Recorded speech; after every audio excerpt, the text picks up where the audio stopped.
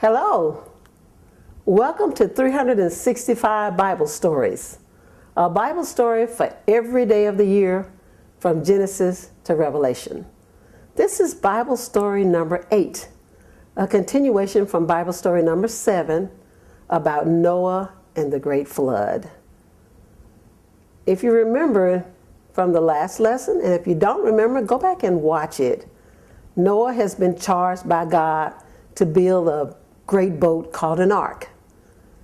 The only people who would be on this boat would be Noah, his wife, his 3 sons, and their 3 wives, and the animals that God had told Noah to bring along. So Noah finished building the ark, went into the ark with his family and all of the animals, and God closed the door. So imagine, you still standing outside having a good time, eating, drinking, being merry, saying, oh, God ain't gonna make it rain. He's not gonna wipe us out. He loves us too much. He's told us that over and over and over again. So I don't know what that old man's talking about, because now Noah is at least 600 years old, maybe a bit older. And so this man been working on this boat. He's got to be a bit crazy too, building something that big. We haven't seen a drop of rain. And then the next thing you know, the rain began to fall. The wind began to blow. And it rained, and it rained, and it rained. And pretty soon, there was nowhere for the people or the animals or the vegetation outside of the boat to go to. There was no hill high enough. There was no house or dwelling for them to go into that would save them from God's wrath and ultimate punishment. So the rains kept coming and kept coming, and finally, all the life that was outside of the ark was destroyed. Then Noah and his family on the inside noticed, we don't hear rain anymore. So apparently the flood is over.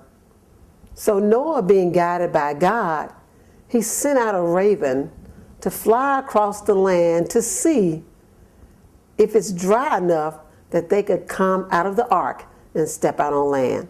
So the raven flew back and forth with nowhere to land. Now some people take an argument, well, why? It was a raven, but ravens were always seen as maybe something kind of dark, maybe foreboding. I'm not sure why, but that's what the scripture said, was that they sent out the raven first. So Noah waited for another period of time, and then he sent a dove out. And the dove flew out, and it came back because it couldn't find anywhere dry enough to land. So Noah waited 7 more days, and he sent another dove out. And that dove came back with an olive branch. That meant that there was some thriving life somewhere. Something had survived out there, or something had been revived. And the dove brought it back. So Noah waited another period of time. And then he opened a window in the ark and saw that it was dry outside, and that he and his family could come outside now. The animals that had been brought into the ark could now come outside. So we feel certain that God's plan is being unfolded through Noah. In fact, we know God's plan is being unfolded through Noah, because God had wiped out all the people, all the animals, all the vegetation that was outside of the ark. So if God hadn't had a greater plan, there would be no me, there would be no you. So we know that God's ultimate plan was that man would survive, and that God would keep blessing us, even in spite of who we are, in spite of the evilness that can be down in our hearts. God still loves us. And God still loves us and intends for us to survive. We know that all around us, there's evil going on, there are killings going on, all types of sin is still taking place. But I want you to be encouraged. Just as God saved Noah and his family and all those animals, God can save and rescue us too. God has supernatural powers. He has the ability to do above all that we can see, think, or ask. And we know that God intends us to live, and it's almost as if God felt sorry that he had decided to destroy the population. And the reason we know that is because God said, "Never will I destroy the earth again by water. And as a covenant to you, Noah, and all your descendants, I'm going to place a great rainbow, much like my scarf here, in the sky.